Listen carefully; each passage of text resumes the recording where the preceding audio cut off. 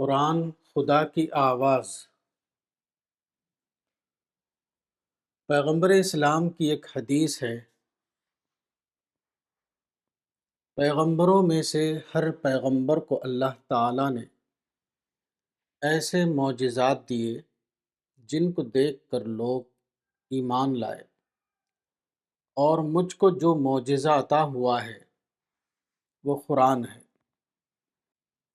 ما من الانبیاء نبی الا اعطی ما مثلہ آمن علیہ البشر وَإِنَّمَا كَانَ الَّذِي أُوتِيتُ وَحْيًا أَوْحَاهُ اللَّهُ إِلَيَّ۔ صحیح البخاری حدیث نمبر 4981۔ یہ ارشاد ہماری تلاش کے صحیح رخ کو متعین کرتا ہے۔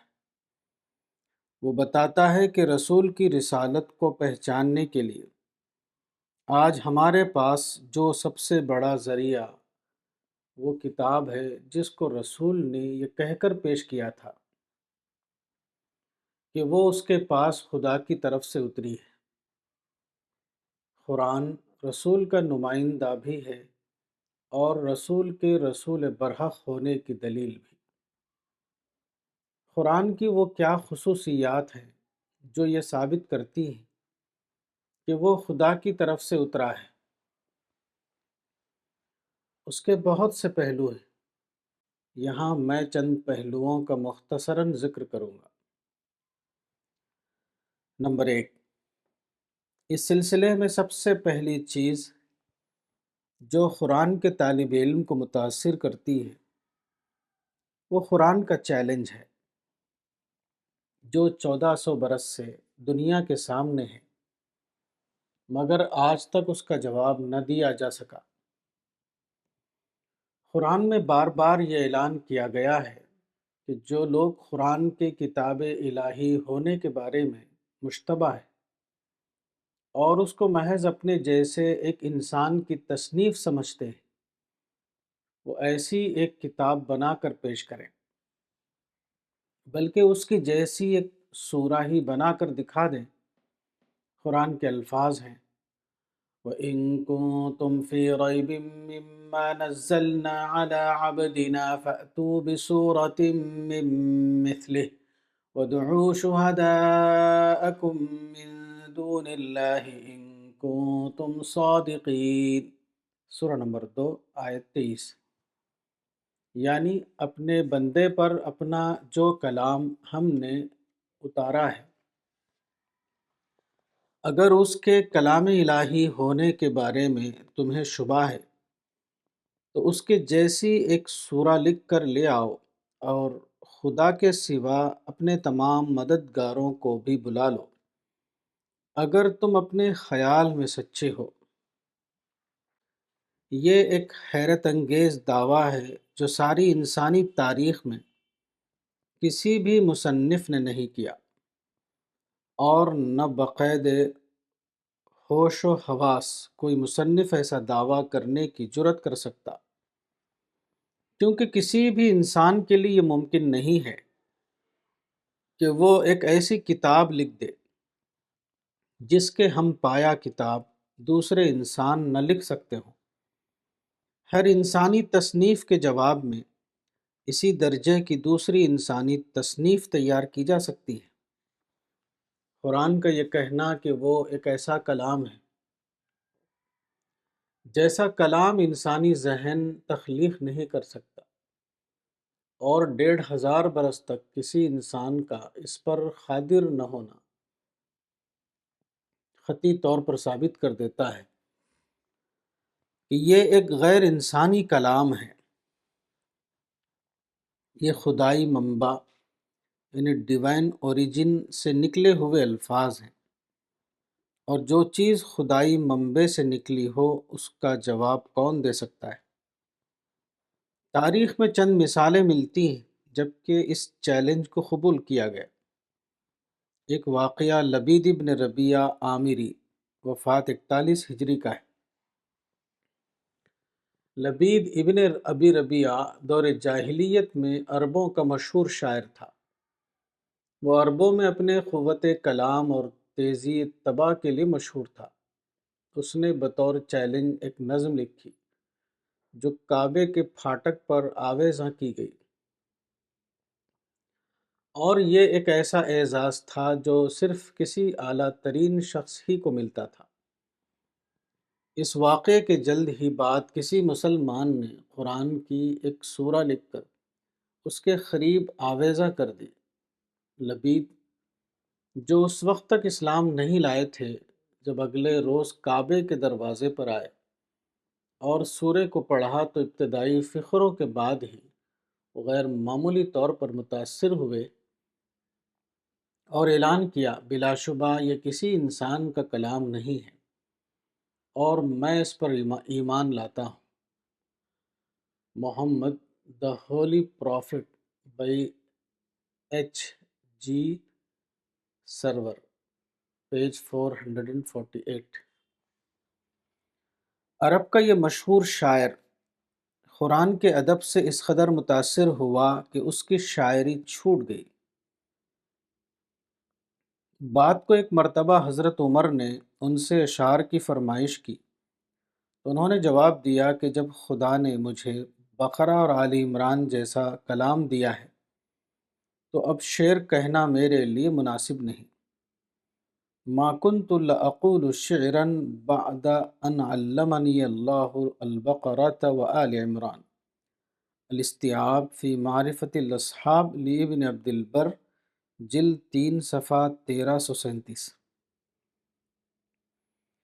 دوسرا اس سے زیادہ عجیب واقعہ ابن المقفع کا ہے، جس کو نقل کرتے ہوئے ایک مستشرق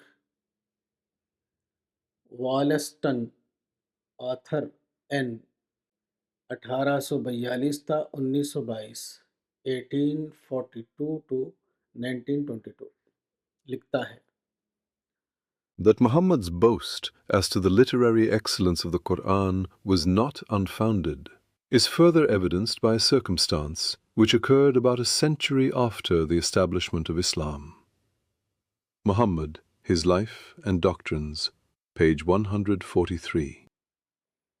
یعنی یہ بات کہ قرآن کے اعجاز کلام کے بارے میں محمد کا دعویٰ غلط نہیں تھا، یہ اس واقعے سے ثابت ہو جاتا ہے جو اسلام کے قیام کے 100 سال بعد پیش آئے۔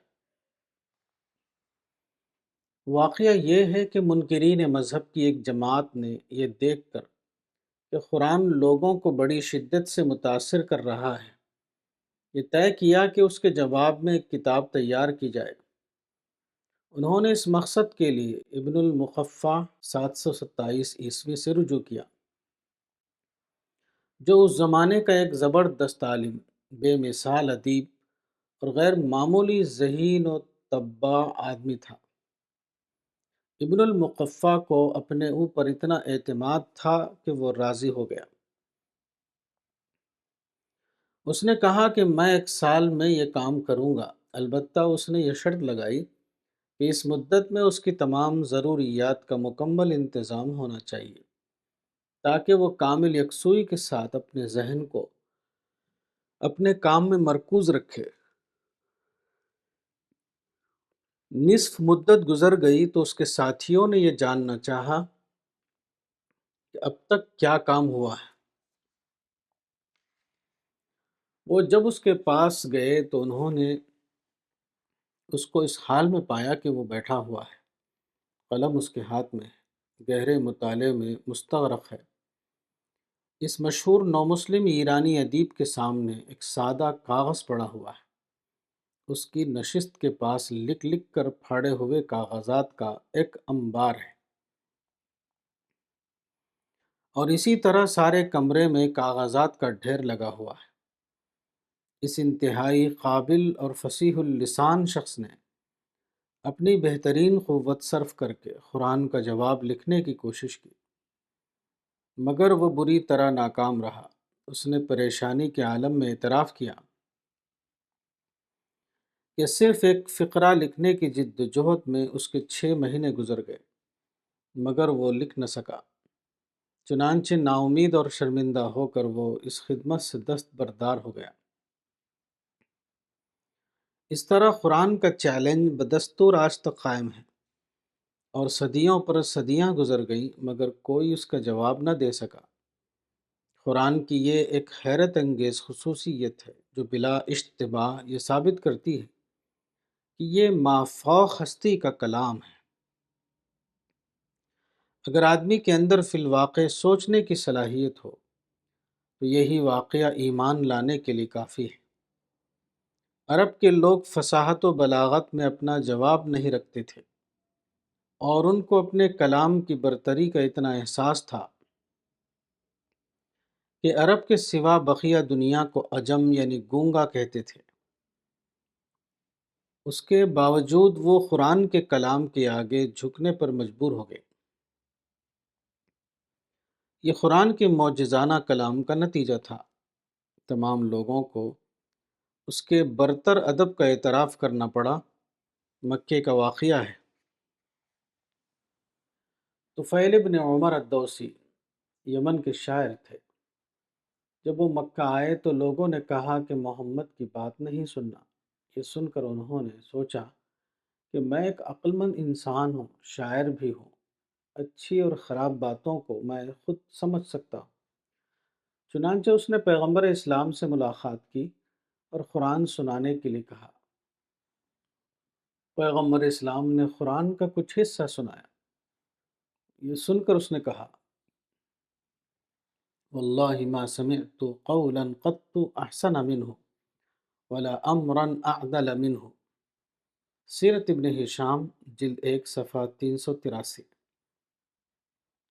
اللہ کی قسم میں نے اس سے اچھی بات نہیں سنی اور نہ اس سے زیادہ انصاف والی بات سنی۔ اسی طرح ایک قریشی سردار ولید ابن مغیرہ نے قرآن سنا تو اس کی زبان سے بے اختیار یہ فقرہ نکلا، واللہ ان لقولہ الذی یقول حلاوة وان علیہ لطلاوة وانہ لمثمر اعلاہ مغدق اسفلہ وانہ لیعلو ولا یعلی وانہ لیحطم ما تحتہ۔ شعب الایمان للبیہقی، حدیث نمبر 133۔ یعنی اللہ کی قسم، بے شک جو وہ کہتے ہیں اس میں شیرینی ہے اور اس میں کشش یعنی اٹریکشن ہے۔ اس کا اوپری حصہ پھلدار ہے اور اس کا نچلا حصہ زرخیز ہے۔ بے شک وہ ضرور غالب ہوگا، کوئی اس پر غلبہ نہیں پا سکتا، اور جو اس کو سنے وہ اس سے متاثر ہو جاتا ہے۔ اس طرح کے بے شمار اعترافات ہیں جو قدیم تاریخ میں بھی موجود ہیں اور حال کے واقعات میں بھی۔ نمبر 2، دوسری چیز جس کا میں ذکر کرنا چاہتا ہوں وہ قرآن کی پیشن گوئیاں ہیں۔ یہ پیشن گوئیاں حیرت انگیز طور پر بالکل صحیح ثابت ہوئی۔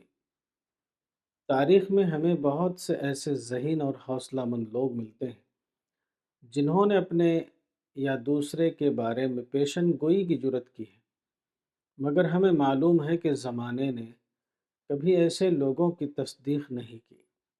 موافق حالات، غیر معمولی صلاحیت، اعوان و انصار کی کثرت اور ابتدائی کامیابیوں نے اکثر لوگوں کو اس دھوکے میں ڈال دیا ہے کہ وہ ایک ایسے انجام کی طرف بڑھ رہے ہیں جو عین اس کی مرضی کے مطابق ہے۔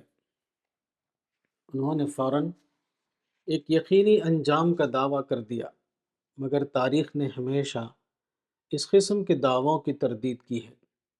اس کے برعکس بالکل مخالف اور ناقابل قیاس حالات میں بھی قرآن کے الفاظ اس طرح صحیح ثابت ہوئے کہ ان کی توجیہ کے لیے تمام انسانی علوم بالکل ناکافی ہیں۔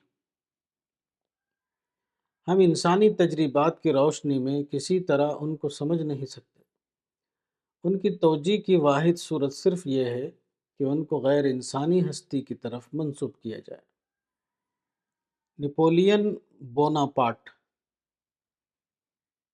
1769 تا 1821 اپنے وقت کا عظیم جنرل تھا۔ اس کی ابتدائی کامیابیاں بتاتی تھیں کہ وہ سیزر اور اسکندریہ کے لیے بھی ایک قابل رشک فاتح ثابت ہوگا۔ اس کا نتیجہ یہ ہوا کہ نپولین کے ذہن میں یہ خیال پرورش پانے لگا کہ وہ تقدیر کا مالک ہے۔ اس کو اپنے اوپر اتنا اعتماد ہو گیا کہ اپنے قریبی مشیروں تک کے مشورے کو قبول کرنا اس نے چھوڑ دیا۔ اس کا کہنا تھا کہ کامل غلبے کے سوا میرا کوئی دوسرا انجام نہیں ہو سکتا۔ مگر اس کا انجام کیا ہوا وہ سب کو معلوم ہے۔ 12 جون 1815 کو نپولین اپنی سب سے بڑی فوج لے کر پیرس سے روانہ ہوا کہ دشمن کو اس کے راستے ہی میں ختم کر دے۔ اس کے 6 دن بعد واٹرلو یعنی بیلجیم میں آرتھر ویلزلی 1769 تا 1852 نے خود اس کو فیصلہ کن شکست دینے میں کامیابی حاصل کی، جو اس وقت برطانیہ، ہالینڈ اور جرمنی کی فوجوں کی قیادت کر رہا تھا۔ اب نپولین کی ساری امیدیں ختم ہو گئیں۔ وہ اپنا تخت چھوڑ کر امریکہ کے ارادے سے بھاگ کھڑا ہوا، مگر ابھی ساحل پر پہنچا تھا کہ دشمن کے نگراں دستوں نے اسے پکڑ لیا اور مجبور کیا کہ وہ ایک برطانوی جہاز پر سوار ہو۔ اس کے بعد اس کو جلاوطنی کی زندگی گزارنے کے لیے جنوبی اٹلانٹک کے جزیرہ سینٹ ہیلینا پہنچا دیا گیا، جہاں وہ تنہائی اور مشکل حالات میں زندگی گزارتے ہوئے 5 مئی 1821 کو مر گیا۔ مشہور کمیونسٹ مینیفیسٹو جو 1848 میں شائع ہوا، اس میں سب سے پہلے جس ملک میں اشتراکی انقلاب کی امید ظاہر کی گئی تھی وہ جرمنی ہے، مگر 120 سال گزرنے کے بعد بھی جرمنی اب تک اس انقلاب سے ناآشنا ہے۔ مئی 1859 میں کارل مارکس نے لکھا تھا، سرخ جمہوریت پیرس کے اوپر سے جھانک رہی ہے۔ اس پیشن گوئی کو 1 صدی سے زیادہ مدت گزر گئی، مگر ابھی تک پیرس کے اوپر سرخ جمہوریت کا آفتاب نہیں نکلا۔ اڈولف ہٹلر نے 14 اپریل 1936 کو میونخ کی مشہور تقریر میں کہا تھا، میں اپنے راستے پر اس اعتماد کے ساتھ چل رہا ہوں کہ غلبہ میرے حق میں مقدر ہو چکا ہے۔ A study of history abridgment page 447۔ مگر ساری دنیا جانتی ہے کہ جرمنی کے اس عظیم ڈکٹیٹر کے حق میں جو چیز مقدر تھی وہ یہ کہ وہ شکست کھائے اور خودکشی کر کے اپنی جان دے۔